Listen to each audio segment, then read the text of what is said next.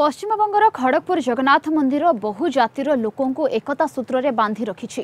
यार प्राकृतिक शोभा अवर्णनीय। जगन्नाथ संस्कृति परिप्रकाश क्षेत्र में गुरुत्वपूर्ण भूमिका ग्रहण करितबा एही जगन्नाथ मंदिर में वर्ष सारा भक्तों भिड़ लगी रही है। विशेषकर रथयात्रा समय आसिले चलचंचल होई उठे समग्र परिवेश।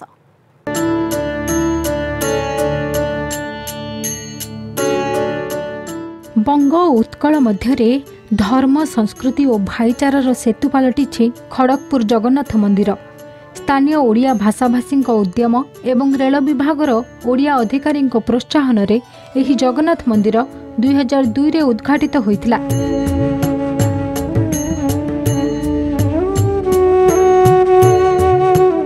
पुरी गजपति महाराजा एही कार्यक्रम रे जोग देइथिले। जगन्नाथ मंदिर परिसर रे पूजा सामग्री दुकान, श्रद्धालु और पर्यटकों परामर्श केन्द्र, महाप्रसाद सेवनस्थली, यज्ञपीठ सभाघर इत्यादि रही। मुख्य मंदिर सह पार्श्व देवादेवी मंदिर प्रतिष्ठा होइछि। रथयात्रा मुख्य उत्सव होइथिले सुद्धा 12 मासरे 13 पर्व एही जगन्नाथ मंदिर रे पालन करा जाय। भद्राया वाम भागे रथचरणयुतं ब्रह्मं रुद्रेन्द्र वंदं वेदानां सारमीशं स्वजन परिवृतं ब्रह्मदारु स्मरामि। नीलाचल निवासाय नित्याय परमात्मने बलभद्र सुभद्राभ्यां जगन्नाथाय ते नमः। रजा 2002 मसीहा फेब्रुआरी 22 रे रजा दिव्य सिंहदेव रजा पुरी आसी मंदिर प्रतिष्ठा करथिले एवं 2005 रे आमर नवीन पट्टनायक मध्य मंदिर को दर्शन पाई आसिथिले। मंदिर बहुत लोकंकर माने आपनकर रेल कर्मचारी, आईआईटी, बैंक सबु क्षेत्रर एवं ए जो खड़गपुर बासिंदा समस्तंकर सहयोग एवं अनुदान रे मंदिर चलची।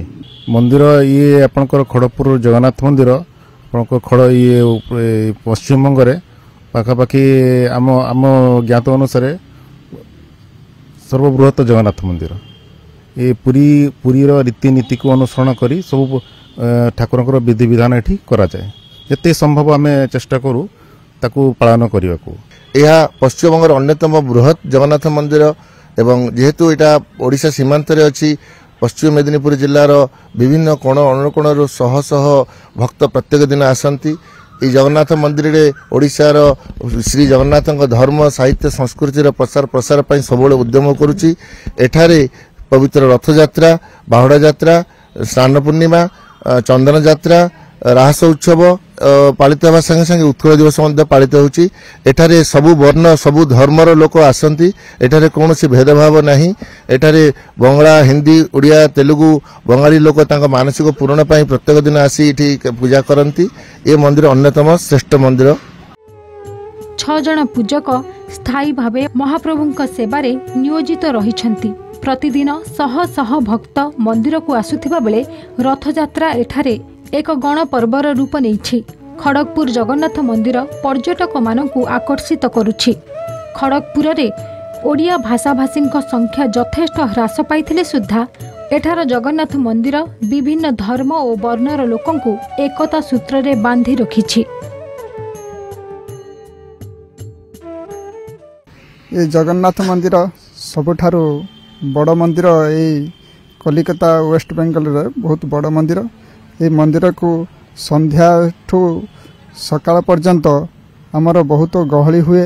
आमर नीति कांति पूरी मंदिर सहित एटा प्राय चली। आठी आमर महाप्रसाद हुए। प्रत्येक दिन दैनंदिन महाप्रसाद 300 पाखापाखि महाप्रसाद हुए। परिचालना कमिटी अच्छी मंदिर परिचालना करा जाए।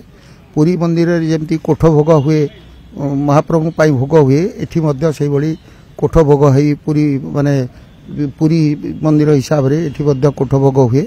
आ प्रत्येक दिन एठी 250-300 भोग महाप्रसाद जदिओ नुह प्रसाद हिसाब रे एठी हुए। प्राय लोक आसिक एठी भोजन करती नियंती। मंदिर पूजा जेन पुरी मंदिर जेन पूजा विधि करा जाए और से परी पूजा विधि करा जाए। सकाळू राति 7:30 रे मंदिर बहड़ मंजन करा जाए। मंगला आरती हुए। मंगला आरती पर भगवान को स्नान करा हुए। स्नान पर भगवान अवकाश बुझाई 7टा समय प्रथम प्रहर पूजा करा जाए। 8टा समय पूजा करा जाए। नीति 11:30 समय भगवान प्रसाद नीति करा जाए। गोटाए समय भगवान मंदिर बंद रहे 4टा समय खोले रात 9टार बंद हुए। এই জগন্নাথ মন্দির কু কেন্দ্র করে বহু ভাষা বহু জাতির লোক মানে এঠারে একত্র হেউচন্তি।